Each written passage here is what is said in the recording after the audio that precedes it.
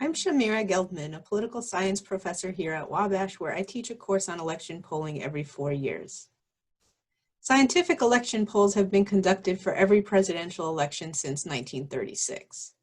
The polls are usually a pretty good predictor of who will win the presidency, but sometimes they do get it wrong.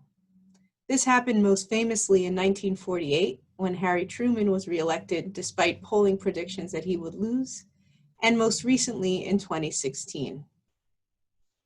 Still, 4 years later, the pollsters are out once again in full force. And so here are 3 things to keep in mind when you see reporting on polls leading up to Election Day. First, polls are snapshots of public opinion.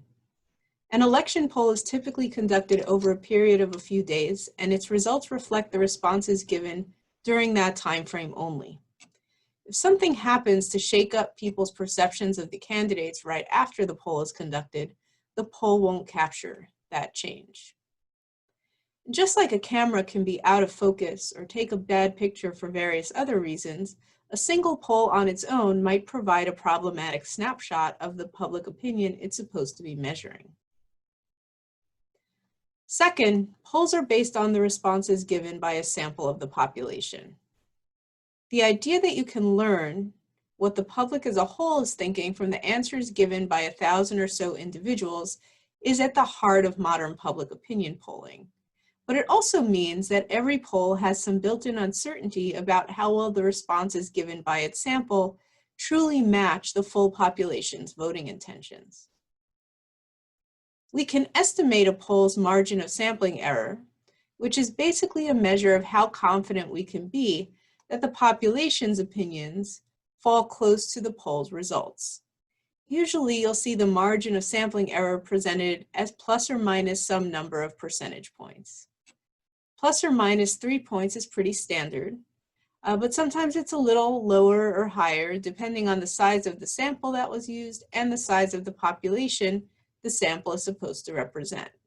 And so if you see a report that 45% of those polled said they plan to vote for Donald Trump, and the margin of error is plus or minus 3 points, you'd want to read that as we can be pretty confident, but not 100% certain, that 42 to 48% of the population plans to vote for Donald Trump. Third, every polling firm and survey research organization uses a distinct set of procedures to conduct its polls. They select their samples differently, they ask questions differently, they use different formulas to identify who the likely voters are. Some conduct their polls by phone, some online. And so when many different poll results all seem to be in the same ballpark, that lends greater confidence that they're all basically measuring the same thing. And so it's best to look for trends across a large number of polls and to take the individual results that seem out of step with the pack with a grain of salt. Sometimes these outliers are onto something that other pollsters are missing, but it's more likely that their polling methods are getting something wrong.